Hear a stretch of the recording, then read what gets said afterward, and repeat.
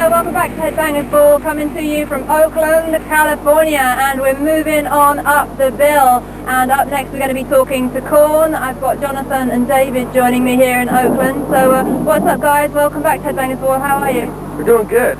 Tired, but loving it. Look at this weather. Beautiful. It is. Now, you've been out on the Ozzy Osbourne US tour, and actually I was talking to Life of Agony recently, who did the last leg of the tour, and they said it was a real kind of eye-opener for them, and quite a challenge to play these shows, that they learned a lot. So what's your take on that? It's all good.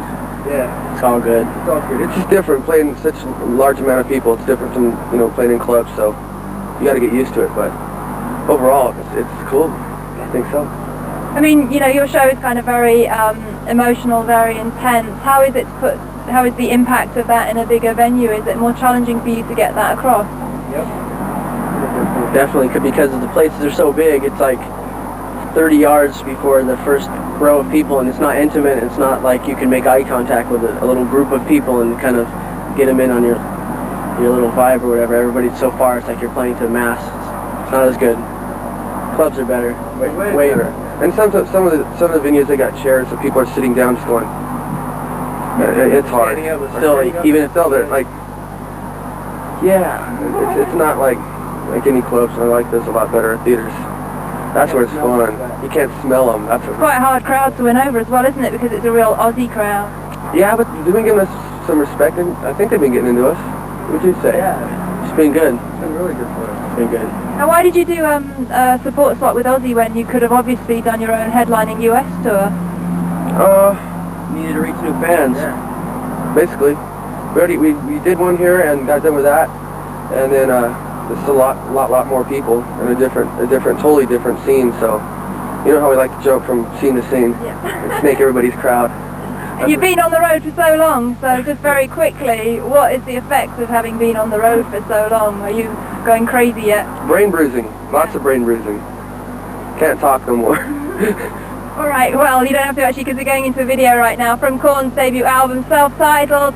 We're going to check out the brilliant video for Chutes and Ladders. More Korn coming up after that. Next to the interview, I'd like to sort of concentrate and focus a little bit more on the lyrics, because a lot of the songs on the album seem to be a little bit about being an outcast. I was wondering, did you exorcise a lot of demons when you wrote those songs? Oh, definitely. This is my outlet to get everything that made me mad when I was a kid out. So, went through a lot. It's really like a pissed off kid. So it was fun to do that. Finally get that off my chest. I mean, like you said, a lot of those songs are very emotional. I mean, how difficult is it to keep singing those songs, night after night, when obviously some of them are kind of quite painful?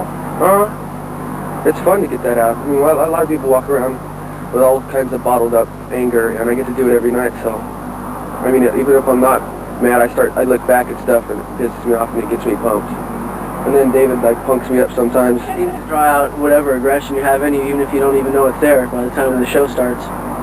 But I mean, having met you a few times, you're a very good-natured person, so how do you kind of get in the mood to actually sing those lyrics with so much kind of anger? It's like a vibe I get into. Stage thing. I get into a vibe before I go on. I think of certain things I can't say, and I go. I just do it. Once I hear the music, the first note, I'm there.